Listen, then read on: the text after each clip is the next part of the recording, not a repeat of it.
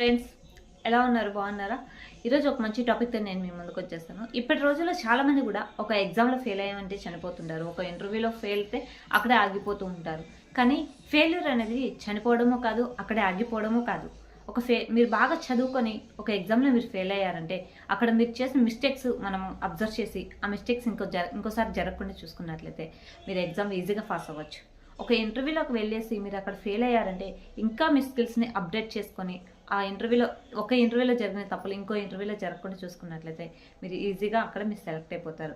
అలాగే ఒక అవకాశంలో కానీ ప్రతి ఒక్క దాంట్లో మనం చేసే ప్రతి ఒక్క ప్రయత్నంలో ఫెయిల్యూర్ అనేది ఉంటుంది.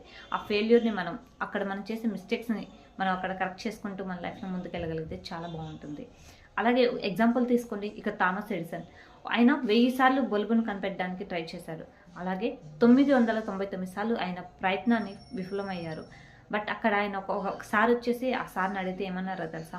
నేను 999 సార్లు ఫెయిల్ అవ్వలేదు, నేను ఇంకా నేర్చుకున్నాను అని చెప్పారు. అంటే ఆయన చేసిన మిస్టేక్స్ ఏంటో అక్కడ ఫైండ్ అప్ చేసి ఆయన నేర్చుకున్నారు కాబట్టి ఇప్పుడు 1000సారి బల్బును కనిపెట్టారు. మనకి ఇప్పుడు విద్యుత్ అనేది మనకు చాలా బాగా యూజ్ అవుతుంది. అలాగే ఫ్రెండ్స్, మన లైఫ్లో చిన్న చిన్న మిస్టేక్స్ వస్తూ ఉంటాయి. ఆ మిస్టేక్స్ దగ్గరే, ఆ ఫెయిల్యూర్స్ దగ్గర మనం ఆగిపోయామంటే ముందుకు వెళ్ళలేం ఫ్రెండ్స్. మనం చేసిన మిస్టేక్స్ ఏంటో మనం అబ్జర్వ్ చేసుకొని అవి కరెక్ట్ చేసుకున్నట్లయితే మనం వెళ్ళగలం, మన లైఫ్ కూడా హ్యాపీగా ఎంజాయ్ చేయగలం. ఓకే ఫ్రెండ్స్, ఈ వీడియో మీకు నచ్చినట్లయితే లైక్ చేయండి, షేర్ చేయండి.